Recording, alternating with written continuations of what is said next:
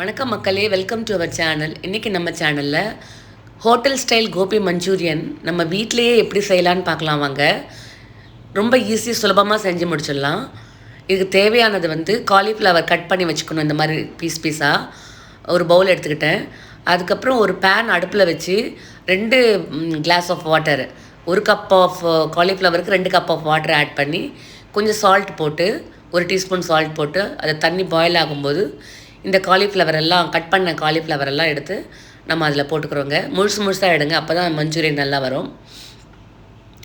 ரொம்ப பெருசாகவும் இருக்கக்கூடாது, மீடியம் சைஸில் எடுத்து கட் பண்ணி வச்சுக்கணும். ஸோ இந்த மாதிரி ஒரு 2 to 3 மினிட்ஸ் பாயில் ஆகட்டும் வாட்டரில். ஸோ இந்த மாதிரி அதுலேயே ஆஃப் குக் ஆகிடும்.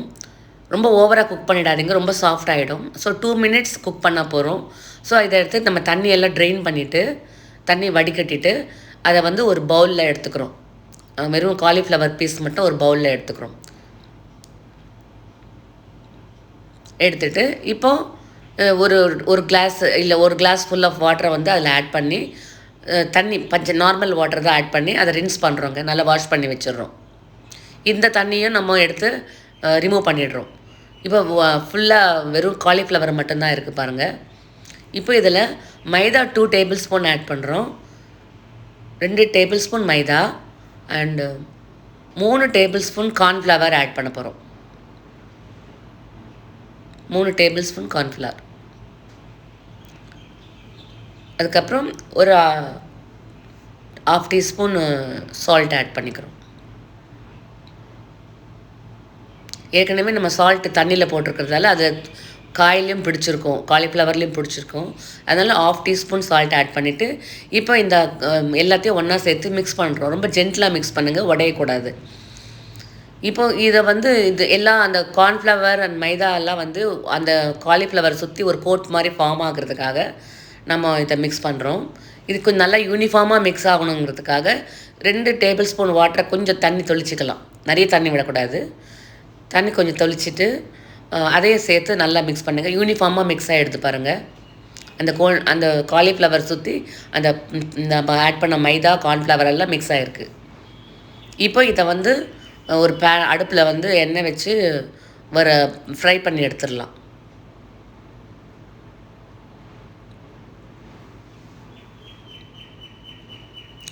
இதில் ஃப்ரை பண்ண காலிஃப்ளவர் பீஸ் போட்ட உடனே நம்ம திருப்பக்கூடாது.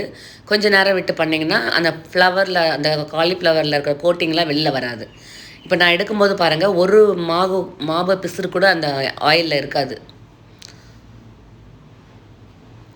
ஸோ நல்லா ஈவனாக கோட் பண்ணியிருந்தோம்னா நம்ம ஈஸியாக அந்த காலிஃப்ளவரை ஃப்ரை பண்ணி எடுத்துடலாம். ஸோ இந்த மாதிரி கலர் சேஞ்ச் ஆகும்போது நம்ம எடுத்துடணும். ரொம்ப டார்க் ப்ரௌன் வரக்கூடாதுங்க. ஸோ இந்த அளவுக்கு வரும்போது நம்ம எடுத்துடணும்.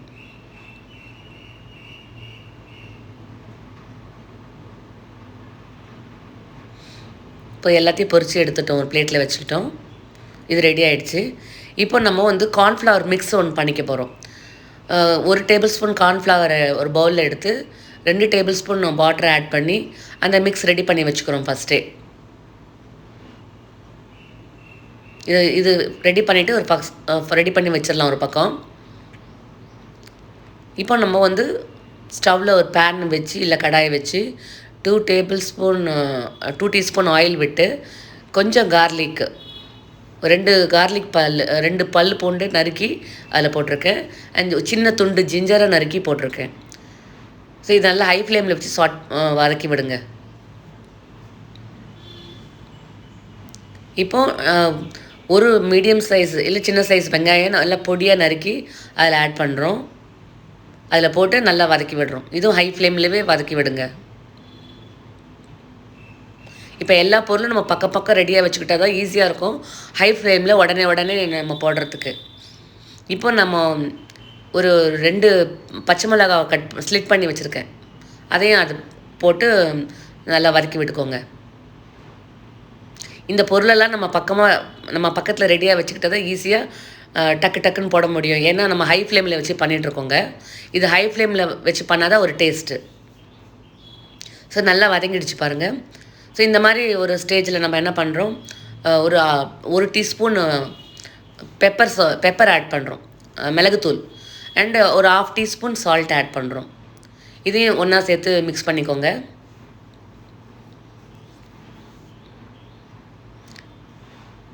ஸோ இப்போது 2 டேபிள் ஸ்பூன் டொமேட்டோ சாஸ் அதில் ஆட் பண்ணுறோம். ஸோ இந்த இன்க்ரீடியன்ட் நான் சொல்கிற இன்க்ரீடியன்ட்ஸ்லாம் பக்கத்தில் ரெடியாக வச்சுக்கோங்க. 2 tablespoon tomato sauce add பண்ண பிறகு 1 tablespoon chilli sauce add பண்ணுறோம்.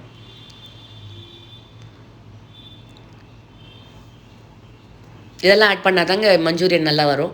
அதுக்கப்புறம் 1 டேபிள் ஸ்பூன் வினிகர் ஆட் பண்ணுறோம். அப்போ தான் நம்ம இந்த புளிப்பு டேஸ்ட் நமக்கு கொடுக்கும். இப்போது 1 டேபிள் ஸ்பூன் சோயா சாஸ் கொடுக்குறோம். சோயா சாஸ் ஆட் பண்ணிவிட்டு மிக்ஸ் பண்ணிக்கணும் எல்லாத்தையும்.